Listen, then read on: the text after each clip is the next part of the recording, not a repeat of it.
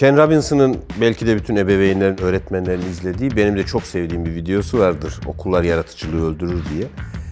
Ben aslında buna aykırı bir şey söyleyeceğim. Okullar yaratıcılığı öldürmez.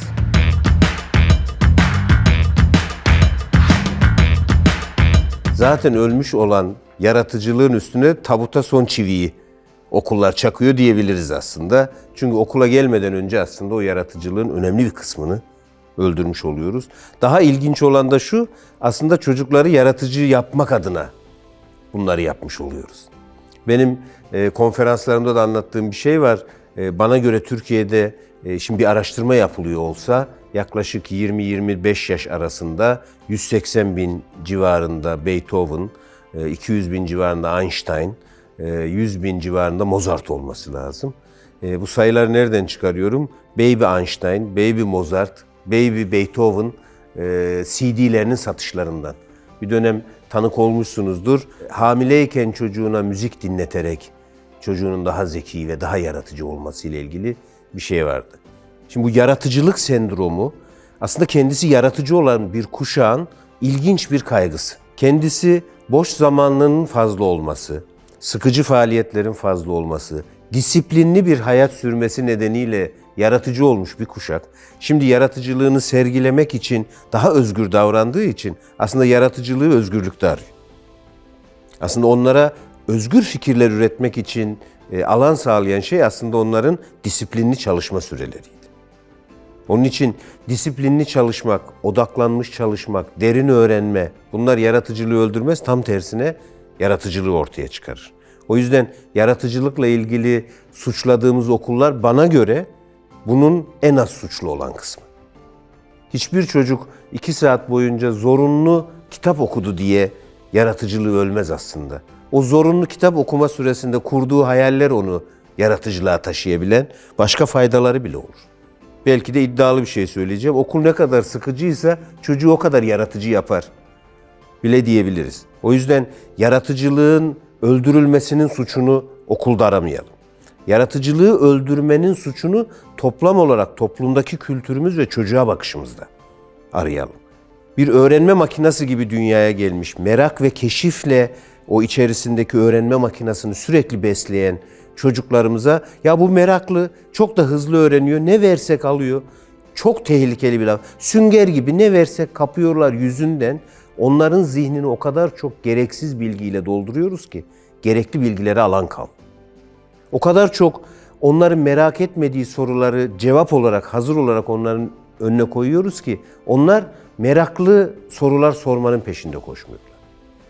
Pedagoji dediğimiz şey, müfredat dediğimiz şey, çocukların belki de asla merak etmeyeceği sorulara yetişkinlerin büyük çabalarla bunu çocuk için nasıl meraklı ve keyifli hale getiririz çabasından ibaret.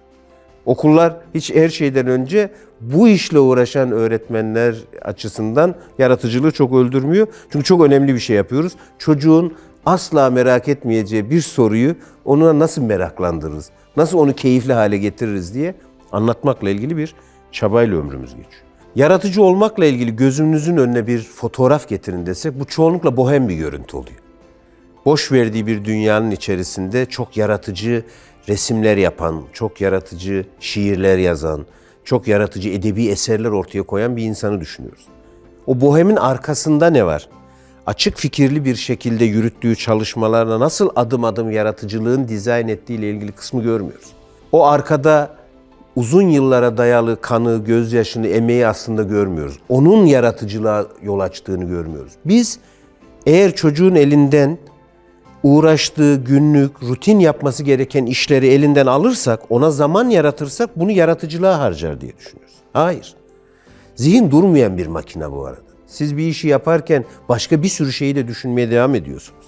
Çocuk da bir işi yaparken başka bir sürü şeyi düşünmeye çalışıyor. Kendinize bir deneme yapın. Çok kafayı taktığınız bir konuyu bağımsız olarak düşünmeye çalışın. Ya ben bu konu üzerine biraz düşüneyim deyin. O konu dışında her şeyi düşünürsünüz. Bunu tersten düşünün. Siz aslında evde bir ahşapla uğraşırken, evde temizlik yaparken, yolda yürürken aslında en önemli fikirleriniz orada geliyor. Çünkü aşağıda bir derin öğrenme gerçekleşiyor. O derin öğrenme bize neyi sağlıyor? Bir bilgi var. O bilgiyi aldım, işledim, bir disiplinden aldım. Sonra bunu başka bir disiplinde yeni bir bilgiye dönüştürdüm. Kendi ürettiğim bilgiye dönüştürdüm. O yüzden yaratıcılıkla ilgili şeyler, ya yaratıcı yazarlık, yaratıcı çocuk oyunları, oyun yoluyla yaratıcılık, bunların hepsi yetişkinlerin bana göre boş hayaller. Günlük tutmak gibi bir zorunluluk sizi yaratıcı yazarlığa taşıyabilir. Kullandığınız araçlar değil. Asıl olan onun kendi yaratıcılığı ve kendi yolundan yürüyebilmesine izin vermek. Siz onu Mozart dinleterek iyi bir müzisyen yapmaya çalışırken, o Mozart'tan kaçmaya çalışırken başka şeyler düşünüyor aslında. Ama o sırada bir işi yaparken kendi akışı içerisinde müzikle bir ilişki kursa belki başka bir yere gidecek. O nedenle çocuğunuzun hayal ettiğiniz yaratıcılığını ortaya çıkarmak için yaratıcılıkla ilgili bir şey yapmayın. Öncelikle yaratıcı yönteminiz şu olsun: çocuğunuzu yaratıcı hale getirmek için özel bir çaba göstermeyin.